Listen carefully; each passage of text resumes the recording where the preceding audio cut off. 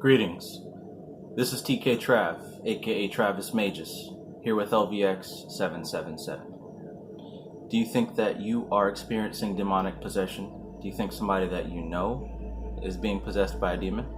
Well, by the end of this video, you'll understand how to approach this matter in a realistic mindset. So I was talking with a subscriber from Germany, nice girl. Her name's Aline, and she was telling me about how a friend of hers has recently revealed to her that she's really been living behind a mask, right? The mask is all smiles, everything is sweet and helpful and kind and fun.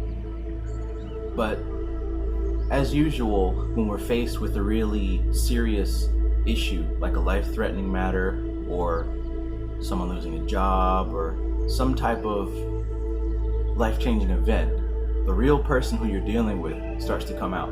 I mean, you can be dating somebody for years and years and years and not really know who you've been with all this time until those true colors come out. This friend of Aline's was going through a situation where her father was in the hospital for cancer, and it was a very heart-wrenching time, right? There's lots of visits to the hospital, a lot of tears, a lot of things having to change in the lifestyles of everybody involved. Well, anyways, long story short, turns out that this friend has really developed into being this really aggressive, very jealous, very vindictive, just overall nasty, mean person, right? She said to the point where even the dog's afraid of her. And it's getting so serious now that the father, who has cancer, doesn't even want this friend in the room with him because her energy is just so negative, and she's just so hateful, harmful, aggressive, selfish even. And during our discussion, Aline asks me about demonic possession because she truly believes that her friend is possessed by a demon and that she wants to help, right? She wants to perform an exorcism to get this demon out of her friend. Now, when it comes to this type of thing, demons, spirits, and interfering with the human will, it's always been my experience and understanding that ultimately you have a choice. Everyone's got a choice. It's a choice to be possessed by a demon, right? It's also a choice to give up that possession, right? So I told her ultimately, you're not going to be able to exorcise your friend unless she's ready to break free from that energy, okay? And honestly, it's the mindset of that individual. It's the mindset of that friend. The way that she's behaving, the aggression, the anger, the negativity, all these awful, harmful feelings are what provides an environment for this demonic spirit to take possession, really. And she's saying, well, I thought that once you do get possessed by a spirit, that's what causes you to act this way. Well, that's the misconception that everyone has. You don't get possessed by a demon and start acting crazy.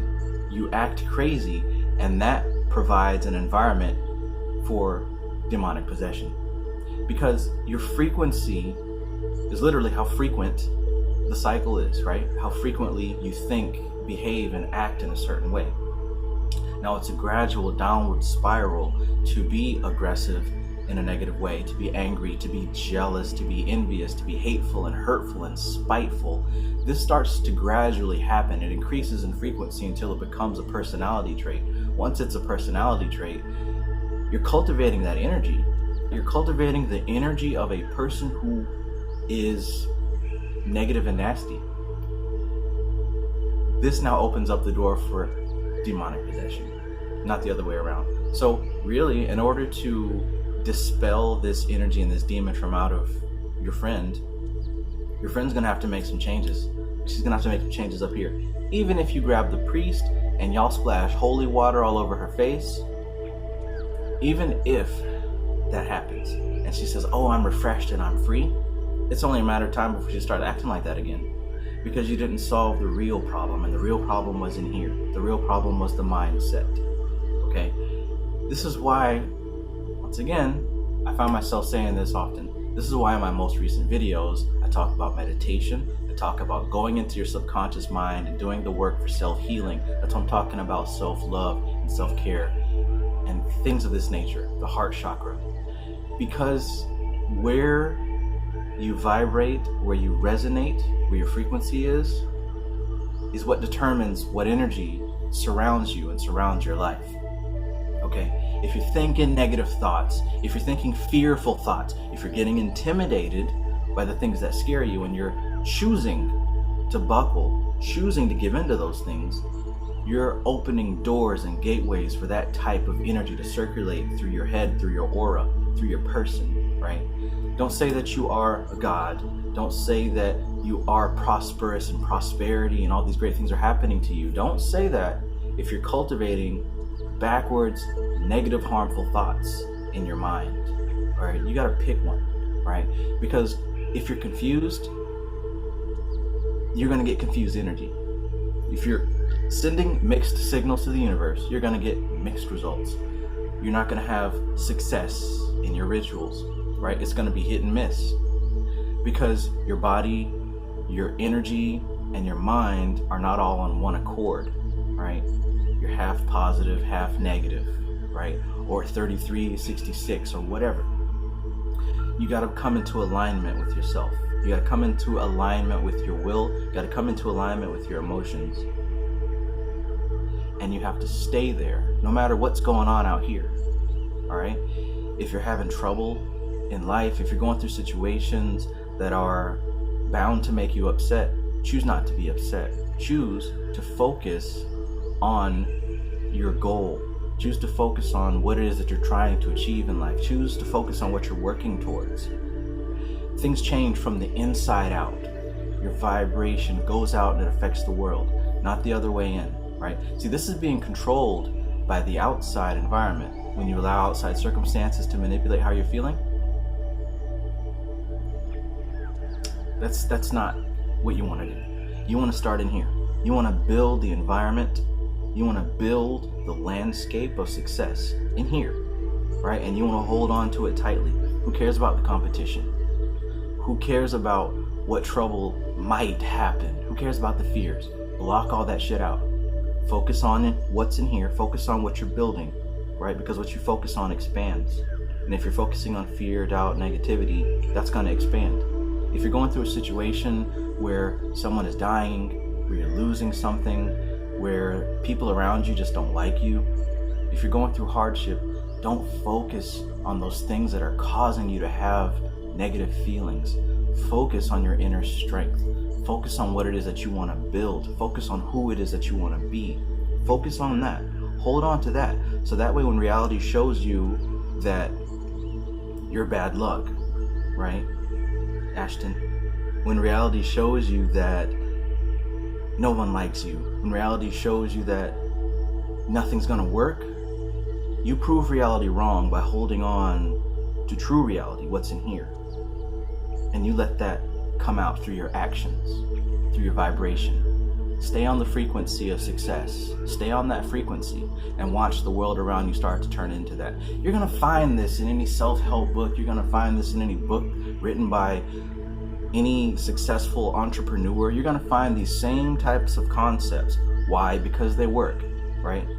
If you want to be where someone else is in life who has a certain measure of success, study what those people do on a daily basis. And what you're going to find is that they keep their mind focused on their goals. They keep their mind focused on their strengths. They keep their mind focused on what they're building in life. They don't sit around and ask, why me? They don't sit around afraid and intimidated by what life presents them with. It's not hard. It ain't hard. Pick what you want to do and put all your effort towards doing it. It's not easy. Things are gonna pop up and become obstacles. But your job is to stay focused. And that focus is gonna cause your subconscious mind, which creates your reality, it's gonna cause your subconscious mind to find a way around that obstacle, way through that obstacle. May even find a way to use that obstacle and turn it into an opportunity. Look, the spiritual, demonic, angelic stuff is not so far away from... What is that? What the hell is... Oh, fuck. It's not so far away from psychology. Okay, it's very close. It's extremely close, because spirituality is psychology, right? If you study what Carl Jung wrote, if you study about Campbell and the journey of the hero, the hero's journey, if you study these things, you're going to see the occult influence, because these things are dealing with the deeper parts of the mind, the deeper parts of the subconscious, right? The people who have brilliant success are the people who know how to tap into their subconscious mind effectively and clearly. They know how to communicate their will to their subconscious so that they can allow their subconscious mind to generate the reality that they want. When I tell you that the subconscious mind generates your reality, I mean that with every ounce of my being.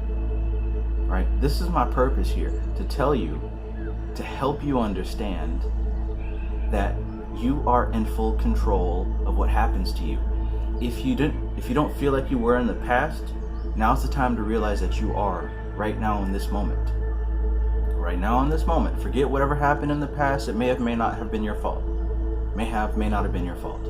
But right now, you have the power to take control of the direction of your life. And if it's too much responsibility, if you're afraid, and if you don't want to put forth the effort to make this work, then step away.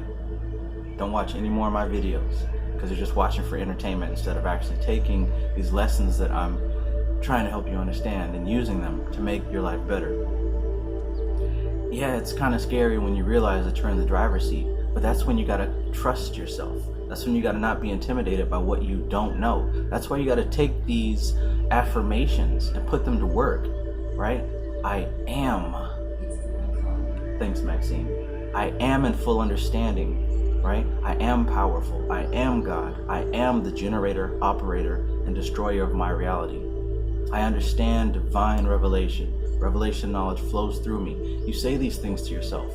And even though at the present moment you might not understand what the universe is doing, you're acknowledging that a higher part of yourself understands.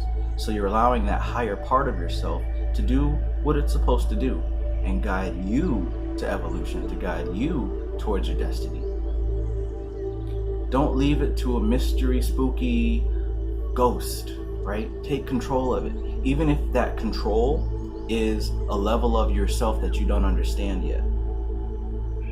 But acknowledge that your actions shape what happens.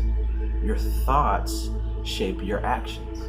Don't let your emotions be swayed to and fro. Don't let people get you in your emotions. Take charge.